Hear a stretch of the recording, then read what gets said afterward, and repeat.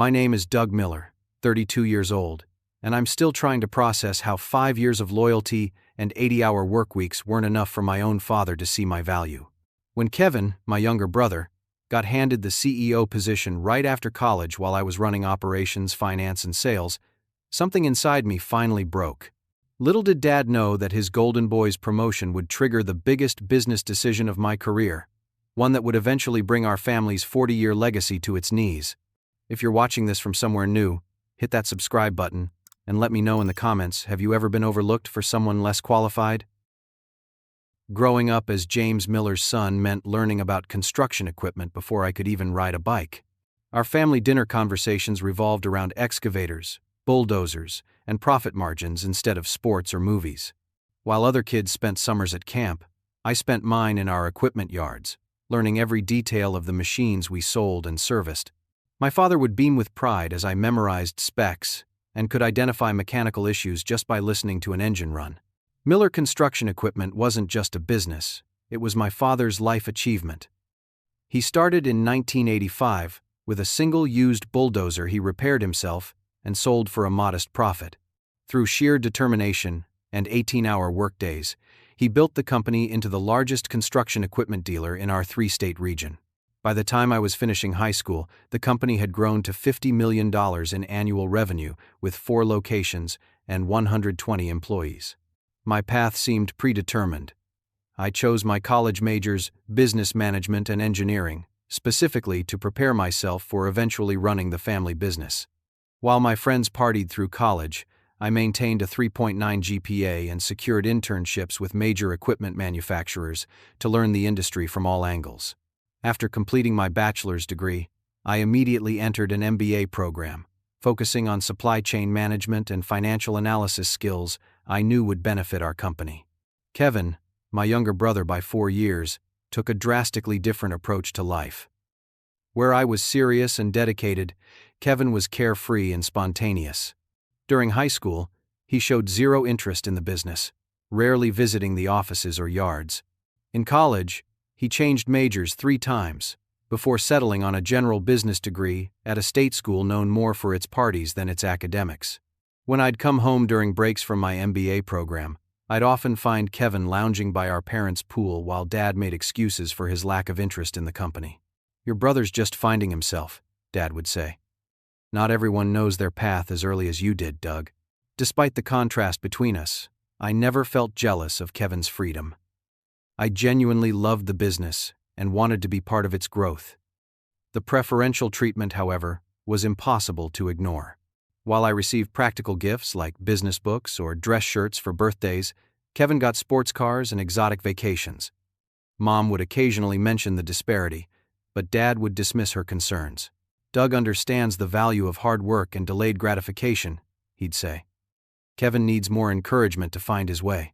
At 22, armed with my newly minted MBA, I officially joined Miller Construction Equipment.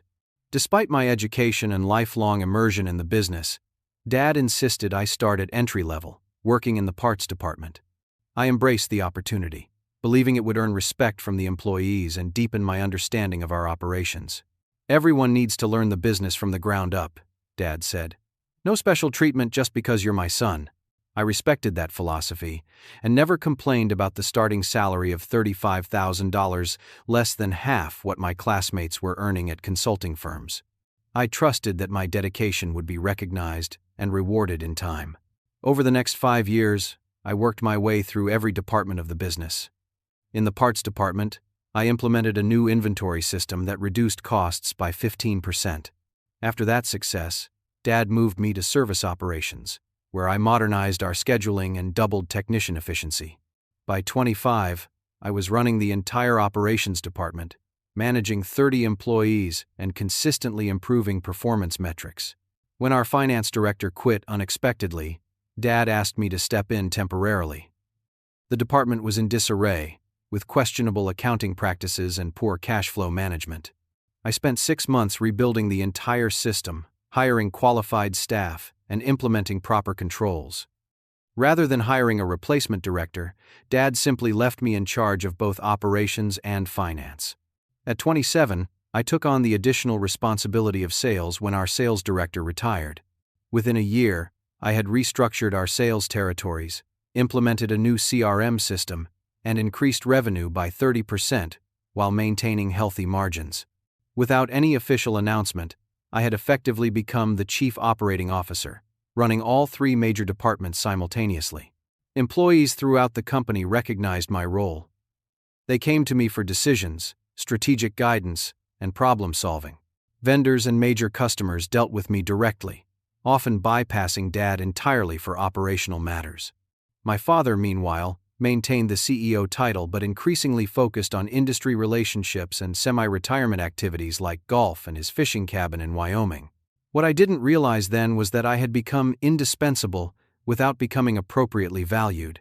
I was the engine keeping the company running while remaining severely underpaid and under-recognized. All while Dad was unconsciously preparing for the return of his golden child, my brother Kevin. My first attempt to discuss compensation came shortly after my 24th birthday. I had been with the company for 2 years and had already taken over the entire operations department, managing 30 employees and dramatically improving our efficiency metrics. "Dad, I'd like to discuss my compensation," I said during our weekly one-on-one meeting. I had prepared a detailed presentation showing my contributions and comparable industry salaries. He barely glanced at my carefully compiled data before responding, "Doug, in family business, we show loyalty first, the rewards come later. Your grandfather didn't pay me much for my first 10 years. But Dad, I'm not just your son, I'm running operations for a $50 million company. The market rate for my position is at least triple what I'm making." He leaned back in his chair, a look of disappointment crossing his face. "I thought you understood our values better than that. Family needs to show loyalty before rewards. The company comes first, always." I left his office feeling both guilty and frustrated. Maybe he was right. Maybe I needed to prove myself further before expecting appropriate compensation. A year later, after turning around the struggling finance department while continuing to run operations, I approached the subject again. This time, I framed it differently, focusing on my growing family needs. "Dad, Sarah and I are thinking about starting a family soon. With my current salary, we can't afford a house in a decent school district." He sighed heavily, leaning forward on his desk. "Doug, these are tight financial times for the company. We're profitable, yes, but we need to reinvest in growth. Give it another year, and we'll revisit this discussion." What made this explanation particularly frustrating was that I managed the company finances. I knew we were having our most profitable year ever. We had just completed a $10 million expansion of our main facility, and Dad had recently purchased a new vacation home. Still, I respected his position and continued working diligently. My third attempt came at 27, after implementing the new sales strategy that increased company revenue by 30%.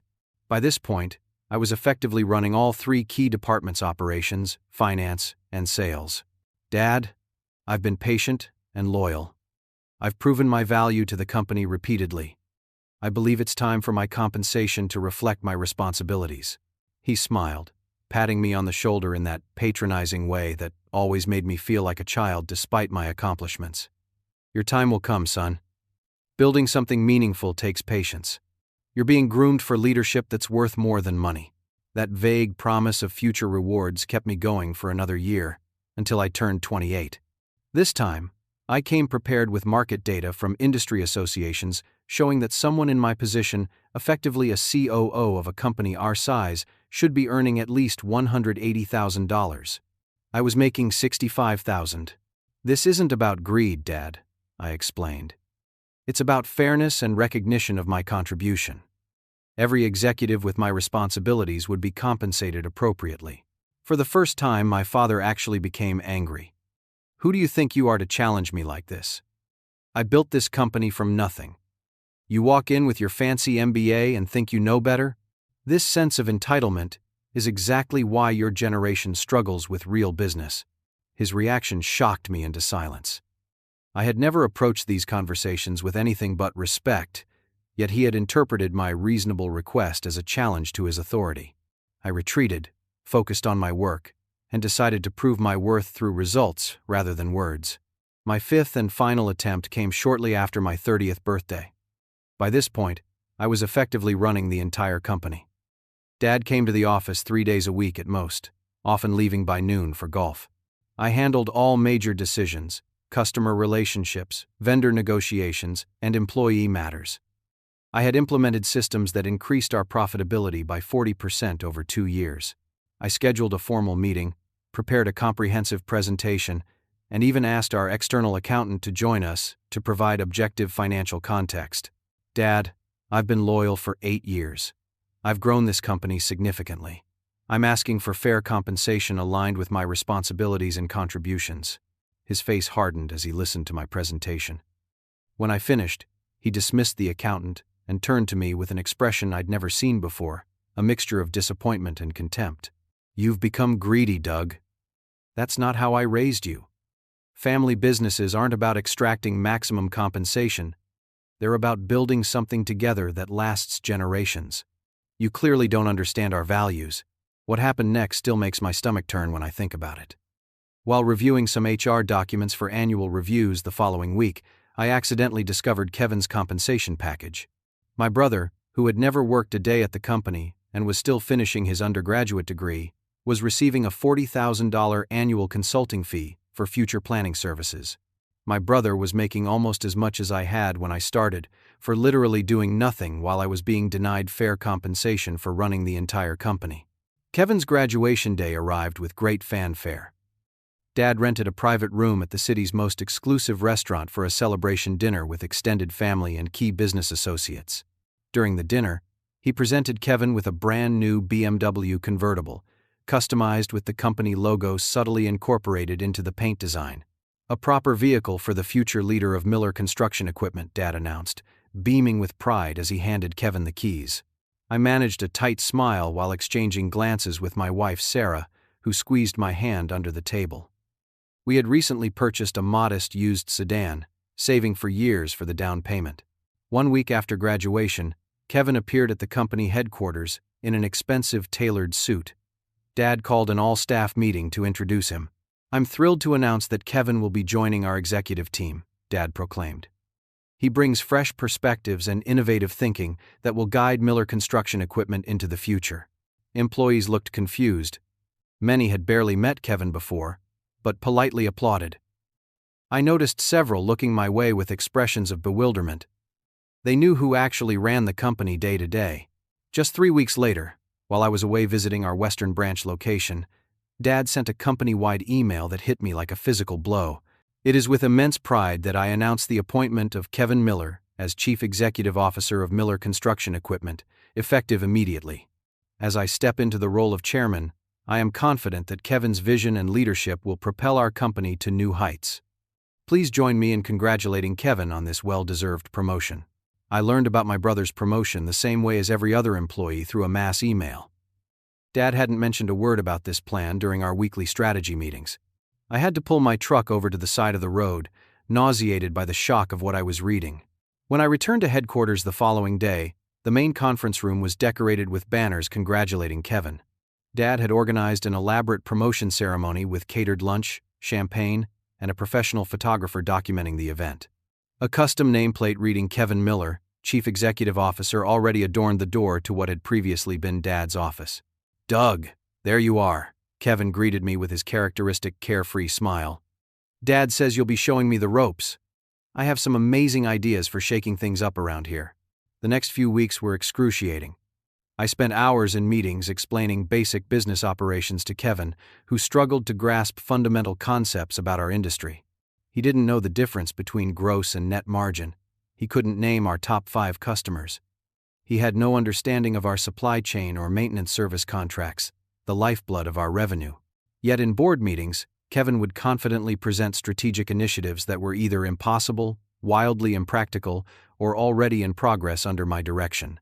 Dad would nod approvingly at these presentations while I sat silently, watching the confused expressions of our board members, most of whom knew exactly who was actually running the company. The situation deteriorated rapidly when Kevin began making unilateral decisions without consulting anyone with actual experience. He signed an exclusive distribution agreement with an unproven equipment manufacturer, jeopardizing our decades-long relationships with established brands. He implemented a new commission structure that incentivized short-term sales over the long-term service contracts that provided our stable revenue. He hired several of his college friends for newly created innovation positions, with vague responsibilities but impressive salaries. Other employees' frustration became increasingly apparent. Department managers who had previously reported to me now had to run decisions through Kevin, creating delays and confusion. Several approached me privately, expressing concern about the company's direction and Kevin's qualifications. "We know who really runs things around here, Doug," our service manager told me. "Everyone's wondering how long this charade can continue before damaging the company." The most humiliating moment came during a client dinner with Patterson Construction, our largest account, representing nearly 20% of our annual revenue. Tom Patterson, the owner, directly asked Kevin about our plans for handling the upcoming changes in emission standards for heavy equipment. Kevin looked momentarily panicked before recovering with, "That's more Doug's area. He handles the boring technical details while I focus on big-picture strategy." Later that night, I overheard Dad telling Tom something that cut me to the core. "Kevin has the business vision that Doug lacks. Doug's great with operations, but Kevin has that special leadership quality that can't be taught." After that dinner, I requested access to the complete executive compensation records through our HR director, a longtime ally who sympathized with my situation. What I discovered left me speechless. Kevin had been installed as CEO with a compensation package of $350,000 annually, plus bonuses, a company car allowance, and a generous stock option plan. His total compensation was nearly 6 times what I was making while running the actual operations of the company. The revelation was the final confirmation of what I had long suspected but had been unwilling to admit. In my father's eyes, I would never measure up to Kevin, regardless of my contributions, education, or dedication. No amount of loyalty or results would change that fundamental reality. The industry convention in Las Vegas couldn't have come at a better time. I needed physical distance from the increasingly toxic atmosphere at Miller Construction Equipment. Kevin had decided not to attend, calling it a waste of time schmoozing with old-timers, missing the point that relationships are the foundation of our business. During a manufacturer's reception, I found myself at the bar next to Sam Reynolds, owner of Reynolds Equipment, our main regional competitor. We had met at industry events over the years but never had extended conversations due to our company's rivalry. "Doug Miller," he said, extending his hand. "I've been hearing good things about the systems you've implemented at Miller. Your efficiency metrics are becoming legendary in the industry." "Thanks, Sam. Just trying to keep us competitive in challenging times." We chatted casually about industry trends, regulatory changes, and the increasing consolidation among equipment manufacturers. Sam was knowledgeable and straightforward, refreshing qualities after weeks of dealing with Kevin's superficial understanding of the business. As we ordered a second round of drinks, Sam's tone shifted slightly. "I hope this isn't inappropriate, but I've heard some interesting rumors about recent changes at Miller Equipment." My guard went up immediately. "We're going through some leadership transitions, nothing unusual." Sam nodded thoughtfully. "Let me be direct, Doug. Everyone in the industry knows you've been the operational brain behind Miller's success for years, and everyone's confused about your brother's sudden promotion to CEO." I remained silent, uncomfortable discussing internal family matters with a competitor. "I'm not fishing for information," Sam continued. "I'm actually proposing an opportunity. Reynolds Equipment could use someone with your expertise as a consultant. Our operations aren't nearly as efficient as what you've built at Miller, and we're looking to change that. I appreciate the interest, Sam, but I'm fully committed to my family's business. I understand loyalty, Doug. I really do. But loyalty should be reciprocal." He handed me his business card with a number written on the back. "That's what we'd be willing to pay annually for your consulting services. Part-time, no conflict with your current position, focus solely on operational systems." The number was staggering, 5 times my current salary. "For part-time work, I don't think that would be appropriate given our company's competition," I responded, though I slipped the card into my pocket. Sam shrugged. "Just think about it. The offer has no expiration date. And Doug? Know your worth. The industry certainly does." Back in my hotel room, I stared at Sam's card for hours. The ethical implications troubled me. Consulting for a competitor felt wrong, even though Sam had specifically noted it would focus only on operational systems, not customer information or proprietary data. I reviewed my employment agreement. It contained no non-compete clause, since Dad had always said, family loyalty is stronger than any legal document. I spent the next 3 days at the convention networking and attending seminars, but my mind kept returning to Sam's offer. It wasn't just about the money, though the financial aspect was certainly significant. It was about recognition, someone seeing and valuing my expertise in a way my own father never had. Upon returning home, I decided to make one final attempt to have an honest conversation with my father. I scheduled time with him away from the office, suggesting breakfast at his favorite diner where we'd had many conversations throughout my childhood. Dad, we need to talk about the company's leadership structure and my role in it, I began after we had ordered. What's there to discuss? Kevin's settling in nicely as CEO. Your job is to support him while he finds his footing. Dad, Kevin has no experience, no knowledge of the industry, and frankly, no interest in the operational details that make this business successful. The employees are confused, customers are concerned, and I'm put in the impossible position of covering for his mistakes while being treated as subordinate. Dad's expression hardened. You've always been jealous of your brother. Kevin has natural leadership qualities that you don't have. People are naturally drawn to him. He can be the face of the company while you handle the background details. This isn't about jealousy, I insisted, feeling my frustration rise. It's about the future of the company you built. Kevin is making decisions that could seriously damage our reputation and financial stability. You need to give him time to grow into the role. I didn't build this company in a day either. And what about my growth? I've dedicated my entire life to this business, Dad. I've earned fair compensation and appropriate recognition. He shook his head dismissively. Always about the money with you. That's exactly why Kevin is better suited for leadership. He understands that family business is about legacy, not paychecks. I realized in that moment that nothing would change. My father was incapable of seeing the situation objectively.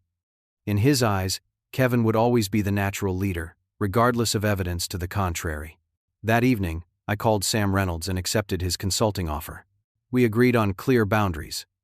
I would help implement operational systems similar to what I had created at Miller, but would share no confidential information about customers, pricing, or proprietary processes. The arrangement would be disclosed to both companies to maintain transparency and ethical standards. Writing my resignation letter was one of the hardest things I've ever done. I focused on growth opportunities rather than grievances, though I did clearly state that my compensation and role had not evolved appropriately with my contributions to the company. I delivered it personally to my father's office the following morning. He read it silently, his face transitioning from confusion to disbelief to anger. What is this nonsense? You can't leave the family business. I've accepted a consulting position with Reynolds Equipment, I said calmly. It's focused solely on operational systems, not competitive information. His face flushed deep red. You're betraying this family. After everything I've done for you, I've given 8 years of my professional life to this company, Dad. I've increased our profitability, modernized our systems, and effectively run daily operations. In return, I've been consistently undervalued and recently demoted in favor of someone with no experience or qualifications. This is about Kevin's promotion? You're that petty? No, Dad. This is about recognizing my worth, since you clearly never will. As I turned to leave, Kevin burst into the office, panic evident on his face. You can't leave, Doug. I need you here. Who's going to handle the operational stuff? The genuine fear in his eyes almost made me reconsider almost. But then Dad spoke again. Don't worry, Kevin. Doug has always been selfish. We'll find someone else to handle the details while you focus on the big picture. Those words confirmed I was making the right decision. I cleaned out my office that afternoon, said goodbye to employees who had become friends, and walked out the door of Miller Construction Equipment for what I thought might be the last time. My first day at Reynolds Equipment was refreshingly straightforward. Sam introduced me to his management team as an operational consultant who would be helping modernize their systems and processes. There were no grandiose announcements or excessive celebrations, just professionals acknowledging expertise and preparing to collaborate. Doug isn't here to shake up our company culture or change who we are, Sam explained. He's here to help us become more efficient and competitive in specific operational areas. His experience is valuable, and we're fortunate to have access to it. I spent the first month conducting a comprehensive assessment of Reynolds' operations, identifying inefficiencies and opportunities for improvement. Their inventory management system was outdated, their service scheduling reactive rather than proactive, and their parts department struggled with frequent stockouts. These were all issues I had successfully addressed at Miller years earlier. Implementing changes at Reynolds was surprisingly smooth. Without family dynamics complicating every decision, employees embraced improvements based on their merits rather than who proposed them. Within 3 months, parts availability improved by 30%, service technician utilization increased by 25%, and customer satisfaction scores climbed steadily. Sam was thrilled with the results. "The changes you've implemented have already paid for your consulting fee twice over," he told me during our quarterly review. "What would you think about expanding your role to include our finance systems as well?" Meanwhile, news from Miller Construction Equipment was increasingly concerning. Former colleagues would call or text, describing growing chaos as Kevin made impulsive decisions without understanding their consequences. He had fired our longtime parts manager for questioning a poorly conceived inventory reduction initiative. He had alienated our largest equipment manufacturer by demanding preferential terms without offering anything in return. Most alarmingly, he had approved multiple equipment leasing contracts with financially unstable customers that our credit department had previously rejected. Kevin started calling me regularly, his initial anger at my betrayal giving way to desperation. "Doug, how did you keep track of all the moving parts in this business?" he asked during one late-night call. "I'm drowning in details here. It takes years of experience, Kevin. There's no shortcut to understanding this industry. Dad's no help. He keeps saying, 'I'll figure it out,' but he hasn't been in the office for weeks. Can't you give me some advice at least?" Part of me wanted to help despite everything. He was still my brother, and I didn't want to see my father's legacy collapse. But I also recognized that superficial advice wouldn't solve the fundamental problems. Kevin wasn't qualified for his position, and Dad's refusal to acknowledge reality was making matters worse.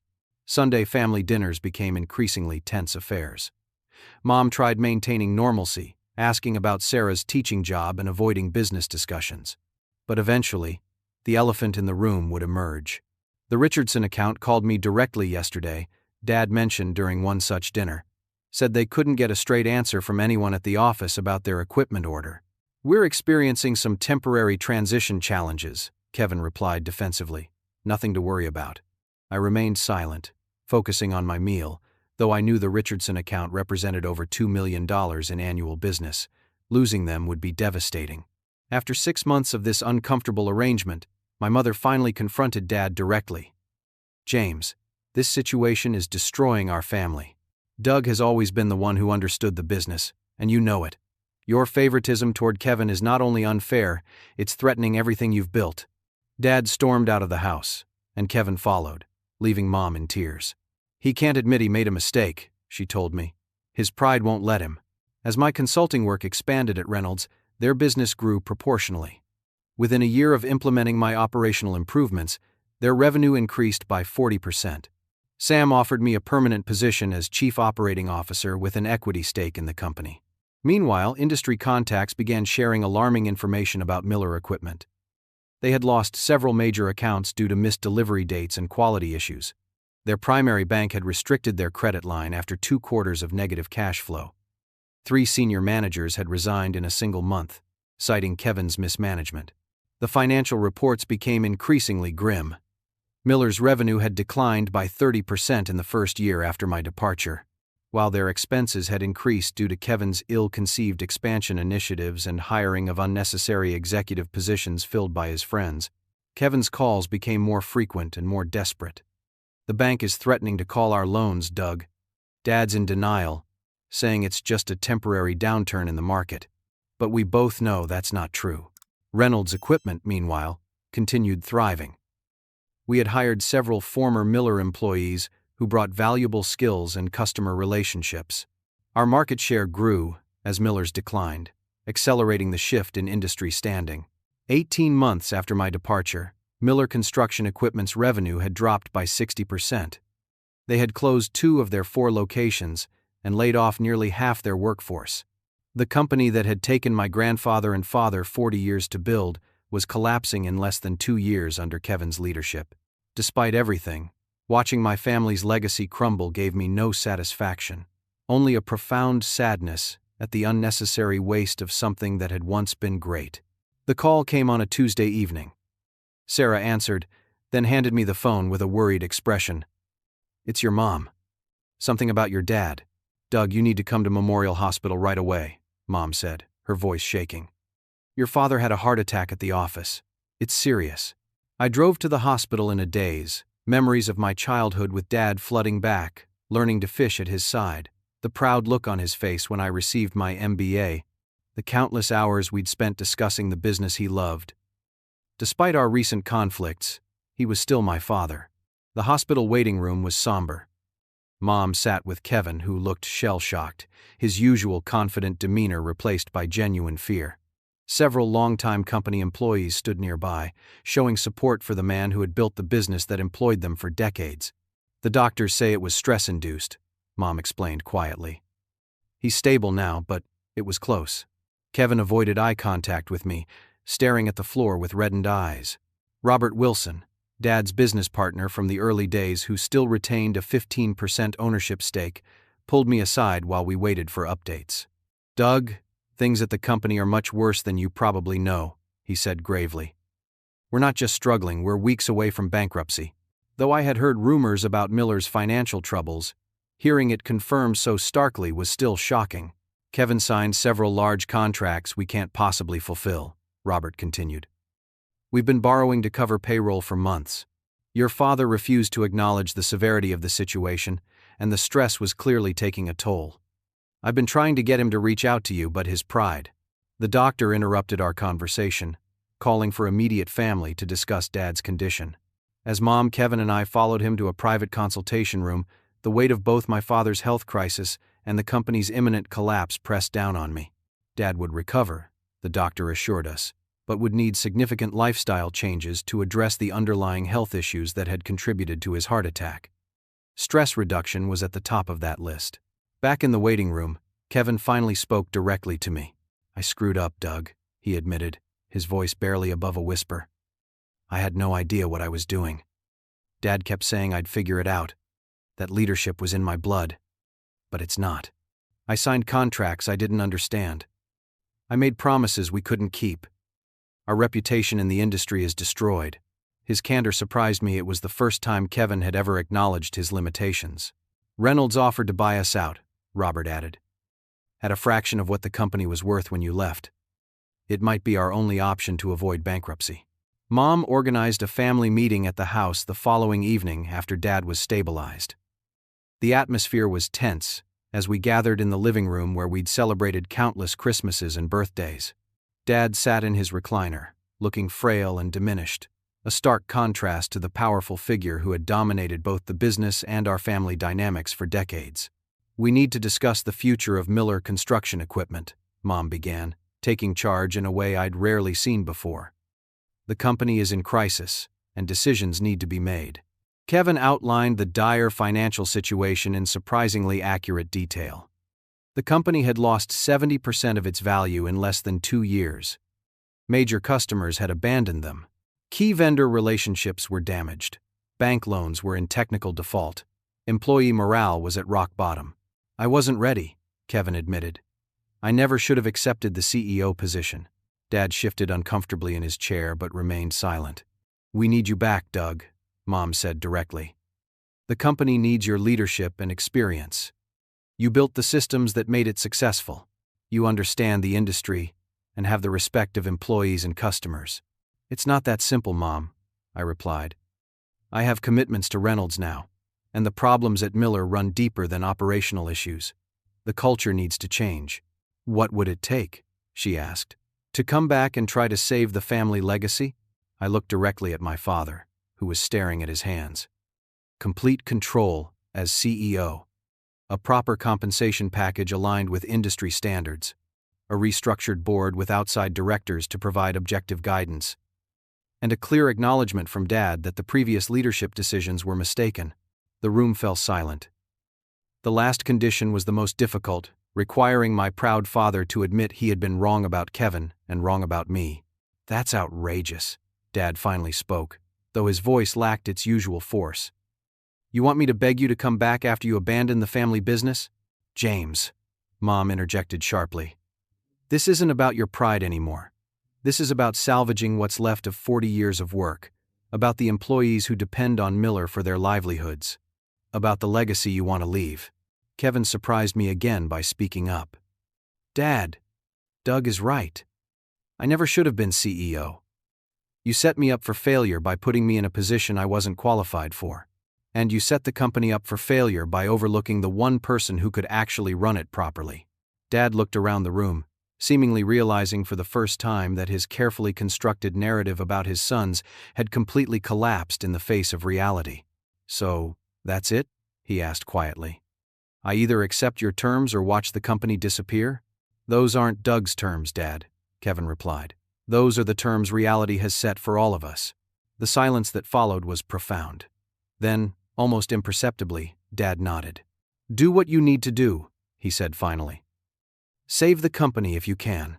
It wasn't the heartfelt acknowledgement I might have wanted, but from a man like my father, it was a monumental concession. The wall of denial he had built had finally begun to crumble under the weight of consequences he could no longer ignore. Returning to Miller Construction Equipment as CEO was like stepping into an alternate reality. The vibrant, efficient company I had helped build had deteriorated dramatically in less than 2 years. Empty desks dotted the offices where loyal employees had once worked. The warehouse, previously organized to minute detail, was chaotic and understocked.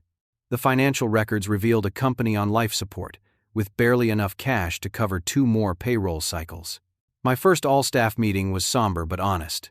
I'm not here to assign blame or dwell on past mistakes, I told the remaining employees. I'm here because I believe in what this company can be.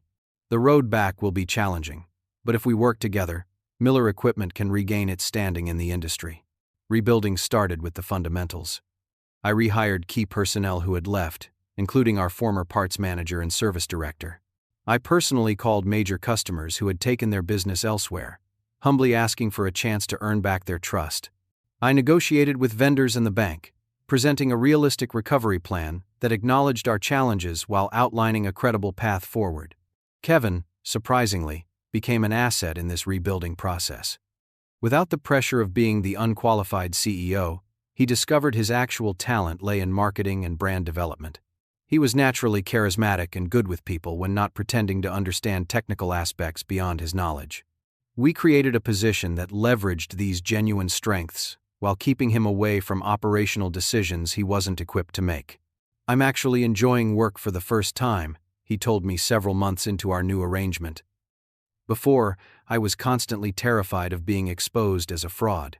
Now I can focus on what I'm actually good at. Dad's recovery process, both physically and emotionally, was slower and more complex. At first, he kept his distance from the business, unwilling to witness the dismantling of his leadership decisions. But gradually, as the company began showing signs of recovery, he started visiting the office occasionally. 6 months after my return, I invited him to lunch. It was time for the conversation we had both been avoiding. Dad, we need to talk about what happened, I began. Not to place blame, but to understand it so we don't repeat the same mistakes. He nodded slowly. I've had a lot of time to think since the heart attack. About the company, about you and Kevin, about the kind of father I've been. Why did you always favor Kevin? I asked directly. Even when it was clear I was more dedicated to the business, more capable of running it. Dad was silent for a long moment. You remind me too much of myself, he finally said. The seriousness, the attention to detail, the drive. Kevin reminds me of my brother Alan, carefree, popular, the kind of person everyone is naturally drawn to. Your brother? You never talk about him. Alan died in a car accident when we were in our 20s. Before I started the business, Dad's voice grew strained. He was always the favorite. My parents made that clear without saying it. I was the responsible one, the reliable one, but never the special one. When Kevin was born and showed that same natural charisma Alan had, understanding dawned on me. Dad had been unconsciously recreating his own childhood dynamic, casting Kevin in the role of his beloved brother and me in his own perpetually overlooked role. Dad, you built an incredible company through intelligence and determination. The very qualities you recognized in me but somehow couldn't value. You weren't just the reliable one, you were the one who created something lasting. Tears formed in his eyes. I was wrong, Doug. About everything. About Kevin being ready for leadership. About overlooking your contributions. About thinking family business meant blind loyalty rather than professional standards. The heart attack was a wake-up call in more ways than one. It wasn't a perfect reconciliation. Decades of favoritism couldn't be erased in a single conversation, but it was a start. More importantly, it led to fundamental changes in how the company operated. We implemented proper corporate governance structures, including a professional board with outside directors who could provide objective oversight. We established clear job descriptions, performance metrics, and compensation standards for all positions, including family members. We created a family business constitution that outlined values, expectations, and processes for resolving conflicts. The company's recovery was gradual but steady. Within a year, we had stabilized our financial position and begun rebuilding customer relationships. By the 18-month mark, we had returned to profitability, though still well below our previous peak. After 2 years, we had rehired many former employees and even opened discussions about reacquiring one of the branch locations we had been forced to close. Dad eventually found a constructive role as chairman emeritus, focusing on mentoring younger employees and sharing the company's history and values. Kevin thrived in his marketing role, eventually earning genuine respect for his contributions rather than preferential treatment. The most profound changes, however, were in our family relationships. The painful journey forced honesty and vulnerability that had never been part of our family dynamic. Mom often remarked that while she wished the crisis could have been avoided, the family was stronger for having weathered it together. As I reflect on this journey from my office at Miller Construction Equipment, I'm struck by several lessons that might help others in similar situations. First, standing up for your worth doesn't mean abandoning your values. Sometimes walking away is necessary to be truly valued. Second, family businesses need both love and professional standards. Without clear expectations, performance metrics, and appropriate compensation, even the strongest family bonds can fracture under the weight of resentment. Third, patterns of favoritism often have deep roots that have nothing to do with the actual capabilities of the people involved. Understanding these patterns is the first step toward breaking them. Finally, true reconciliation requires honest acknowledgement of mistakes, not just vague apologies or moving forward without addressing the past. Our story isn't perfect. There are still occasional tensions and misunderstandings, but the foundation is stronger now, built on mutual respect, clear expectations, and genuine appreciation for each person's unique contribution. If you're watching this and struggling with similar family business dynamics, know that change is possible, though rarely easy. Sometimes the path to healing requires difficult decisions and painful confrontations. But standing up for your worth while maintaining your integrity can lead to something better than you imagined possible. If this story resonated with you, please hit the like button and subscribe for more content about navigating challenging family and business situations. Have you ever had to walk away from something you cared about to be truly valued? Share your experience in the comments below. Your story might help someone else find the courage to make necessary changes in their own life. And remember, sometimes the hardest decisions lead to the most meaningful growth. Thanks for watching, and I wish you strength in your own journey toward being properly valued for your contributions.